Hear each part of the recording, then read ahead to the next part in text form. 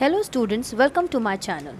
In this series of lecture, we have already started the BEEE, that is Basic Electrical and Electronics Engineering subject of BTech first year students.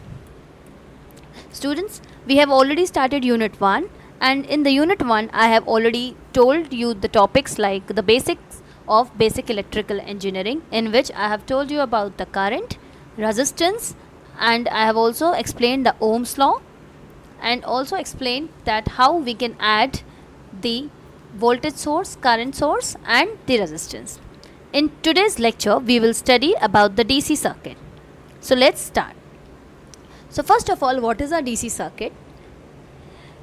The closed path in which direct current flows is called DC circuit. DC circuit से जैसे कि नाम से ही पता चलता है, it's a direct current circuit. सो ऐसा closed path जिसमें डायरेक्ट करंट फ्लो हो रहा है उसको हम डीसी सर्किट कहते हैं. ओके, सो अब जो डीसी सर्किट होता है वो मेनली 3 टाइप्स में होता है. ये वाला जो पॉइंट है वो मैंने आपको लास्ट लेक्चर में भी बताया था कि जो हमारा सर्किट होता है उसमें 3 टाइप से हम कनेक्शन कर सकते हैं. एक होता है सीरीज़ कनेक्शन, दूसरा होता है पैरेलल कनेक्शन और तीसरा होता है सीरीज़ एंड पैरेलल कनेक्शन का कॉम्बिनेशन. तो वैसे ही जो हमारा डीसी सर्किट होता है वो भी 3 टाइप्स का होता है. पहला होता है हमारा सीरीज़ सर्किट, दूसरा होता है हमारा पैरेलल सर्किट और तीसरा होता है हमारा सीरीज़ पैरेलल सर्किट्स. ओके, सो अब सीरीज़ सर्किट में हमारा जो रेजिस्टेंस है वो किस तरीके से ऐड होता है वो हमने लास्ट लेक्चर में पढ़ा था.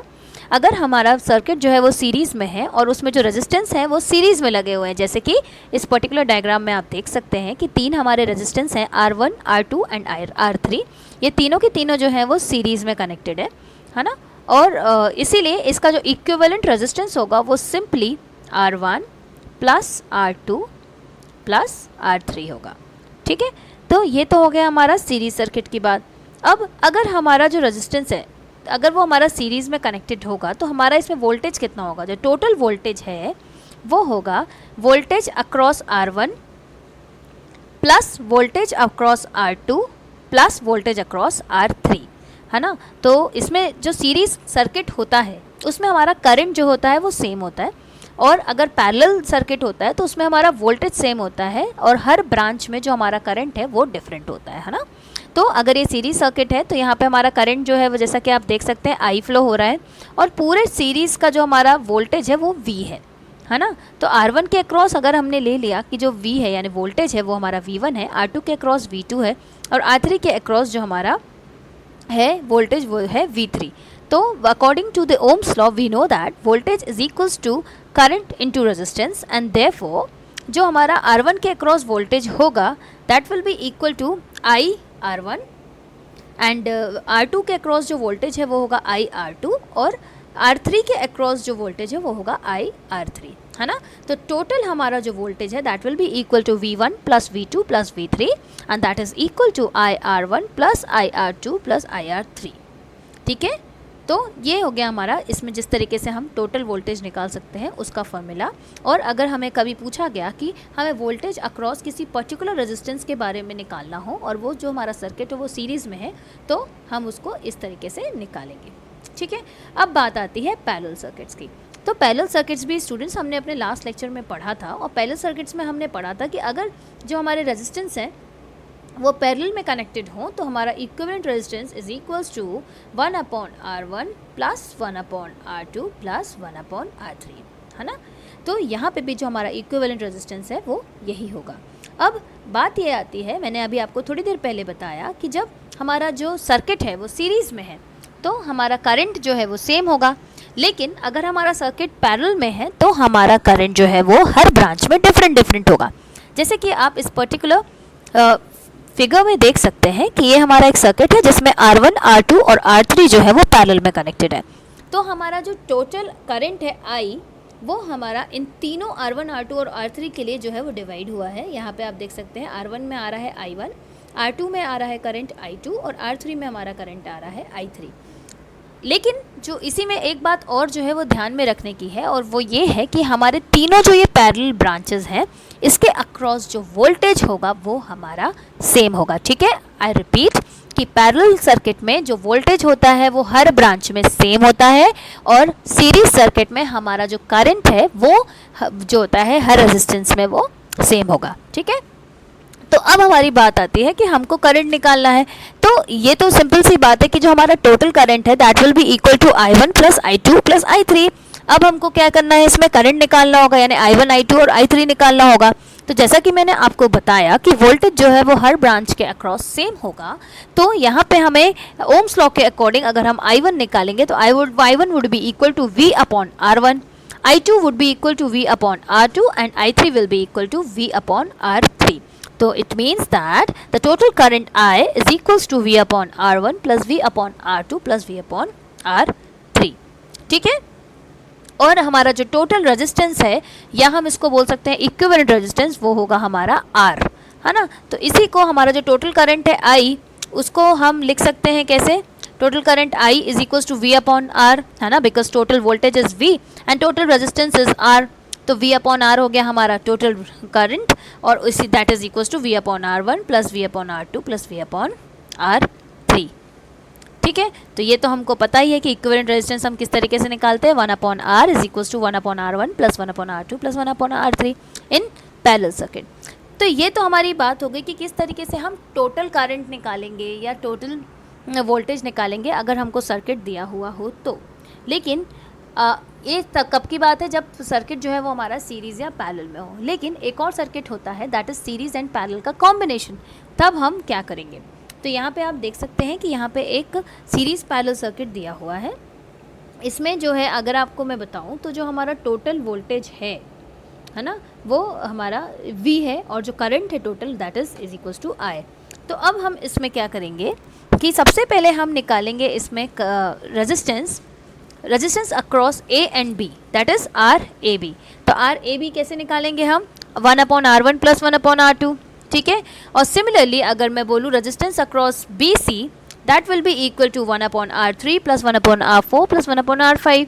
ठीक है, और जो हमारा टोटल रेजिस्टेंस होगा that will be equal to RAB plus RBC। ठीक है स्टूडेंट्स, ये इन्वर्स आप भूलिएगा मत। ठीक है, मैंने बोला नहीं, इसका मतलब ये नहीं कि आपको उस पर ध्यान नहीं देना है ना। तो RAB हमारा क्या होता है, 1 upon 1 sorry RAB is equal to 1 upon R1 plus 1 upon R2 का इन्वर्स, और RBC is equal to 1 upon R3 plus 1 upon R4 plus 1 upon R5 का इन्वर्स। ठीक है, तो टोटल रेजिस्टेंस हमारा क्या हो जाएगा, RAB प्लस RBC।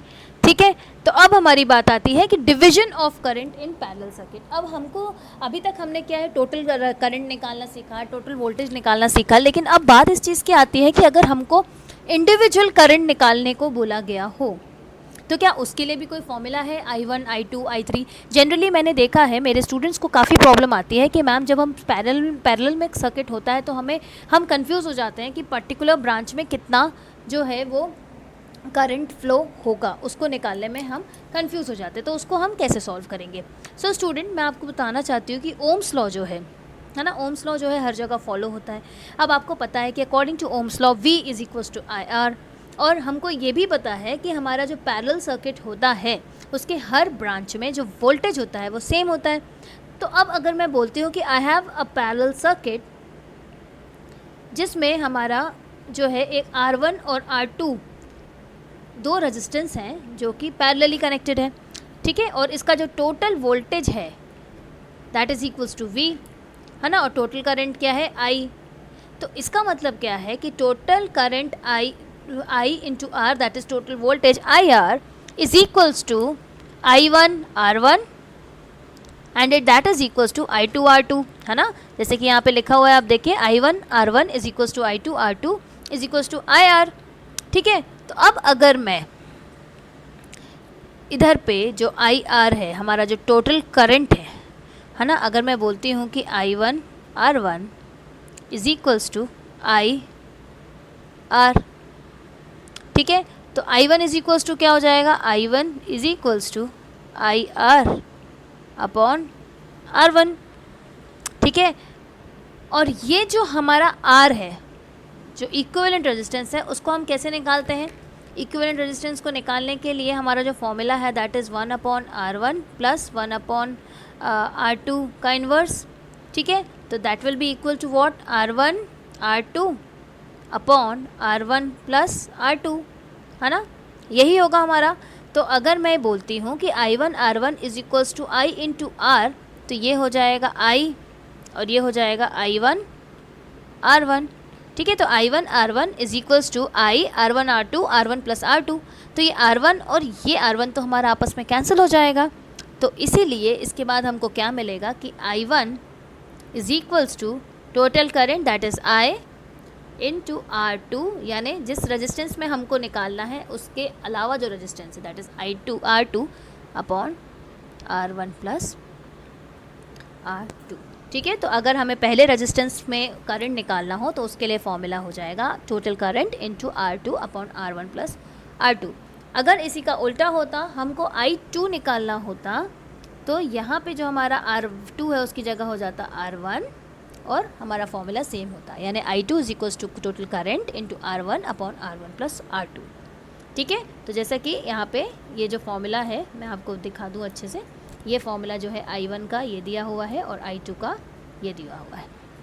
ठीक है, आई होप आपको समझ में आया होगा ये बात। अब इसके बाद एक और पॉइंट हमारा ये आता है कि ये तो तब हमने निकाल लिया करंट जब दो रेजिस्टेंस पैरेलल में हो, लेकिन अगर तीन रेजिस्टेंस पैरेलल में हो तब क्या होगा फॉर्मूला। ये क्वेश्चंस आप में से कुछ लोगों के दिमाग में ज़रूर आया होगा। तो स्टूडेंट्स उसके लिए भी मेरे पास आंसर आपका यहाँ मौजूद है। अगर हमारा रेजिस्टेंस जो है वो 3 है, तब हमारे केस में जो इक्विवेलेंट रेजिस्टेंस है that will be equal to R1 R2 R3 upon R1 R2 plus R2 R3 plus R3 R1।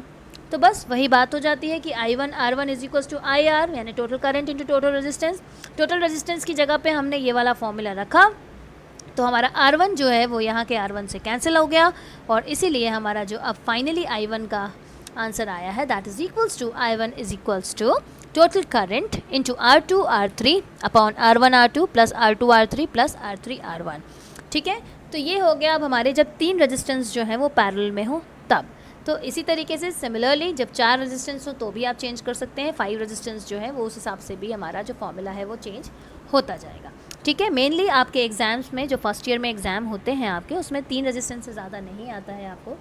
So this was about the current distribution in the parallel circuit. ठीक है, I hope आपको आज का lecture जो है वो अच्छे से समझ में आया होगा। ये बहुत ही इंपॉर्टेंट टॉपिक है, क्योंकि अगर आपको ये टॉपिक इजीली समझ में आ जाता है, आप करंट और वोल्टेज निकालने में जो है वो अच्छे हो जाते हैं। आपको अगर अच्छे से करंट निकालना आ जाता है तो आपको आगे की जो हमारी थ्योरम्स है जैसे किरचॉफ्स लॉ हो गए, थेवेनिन्स थ्योरम हो गई, सुपरपोजिशन थ्योरम हो गई, ये सारे करने में बहुत ही आसानी जाएगी। ठीक है, सो स्टूडेंट्स अगर आपको कोई भी क्वेश्चन हो, क्वेरी हो, तो आप मुझे कमेंट सेक्शन में कमेंट कर सकते हैं, या फिर मेरे ईमेल आईडी में भी आप ईमेल कर सकते हैं। आपको मेरे हैंड रिटन नोट्स चाहिए हो तो भी आप मुझे ईमेल कर सकते हैं। इसके बाद मैं आपके साथ जो नेक्स्ट लेक्चर में कुछ क्वेश्चंस जो हैं इससे रिलेटेड वो भी मैं आपको सॉल्व कराऊंगी। तो ये जो मैंने अभी आपको पढ़ाया है ये आपको और भी अच्छे से बनने लगेगा। ठीक है, so this is all about today's lecture. Thank you.